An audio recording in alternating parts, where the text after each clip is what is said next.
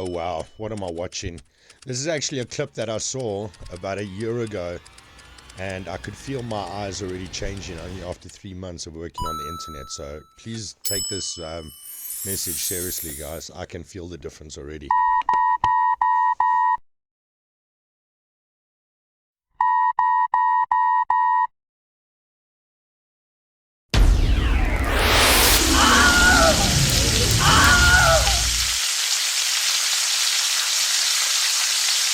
If you are 25 or older and you are spending a lot of time looking at things up close and you are not allowing your vision to relax, you may or may not have migraine headaches. You may or may not have headaches. You might have sleep problems because they're not viewing sunlight early in the day. Challenges with your eyesight getting worse as you age, or even in young people, there's an epidemic of myopia. If your behaviors around vision aren't right, you cannot expect to have good, healthy eyesight for a long time, meaning throughout your lifespan. And if your vision is already poor, many of these things that I'm talking about today, perhaps all of them, will improve your vision to some degree. And if your vision is starting to go, then doing these behaviors is likely to really enhance the quality of the vision that you will build and maintain over time. It's actually not going to solve the problem just to look up from your computer screen. You need to go to a window, you need to look out at a distance. Ideally, you would even open the window because those windows actually filter out a lot of the blue light that you want during the daytime. A lot of the sunlight, it's actually 50 times less gets through. You want to get out onto a balcony. You want to relax your eyes and look out at the horizon. You want to go into what's called panoramic vision, let your vision expand. You want this lens mechanism to be very elastic. You don't want it to get stuck in that configuration of looking at things up close. Accommodation is a wonderful feature of your visual system, but you don't want to push that too hard. You want to view the horizon. You want to get outside, not just to lighten the load on your mind or to think about other things, but to maintain the health of your visual system.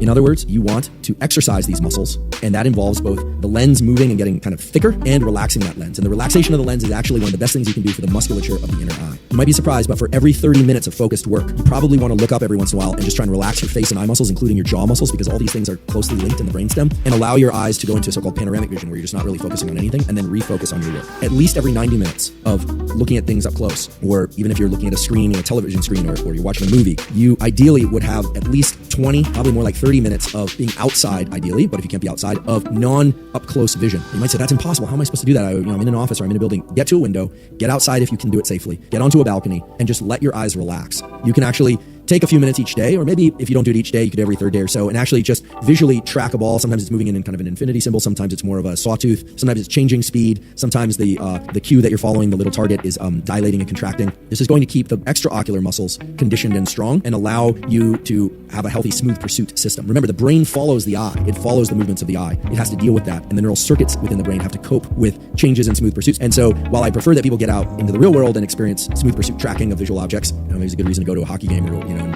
try and keep your eye on the puck, which I can never seem to do, move so fast. Or I guess this is a good reason to watch live sports if that's your thing, or watch a tennis match like a cat, like a kitten, watching the ball go back and forth. I would say 5 to 10 minutes 3 times a week will be great. If you care about your vision, you can train your vision in this way. The other one is to train accommodation. There are a lot of videos out there, I want to be clear, on the internet. Most of those are geared toward improving the extraocular eye muscles. So spending a few minutes, you might even just do this for 2 minutes of looking at something up close.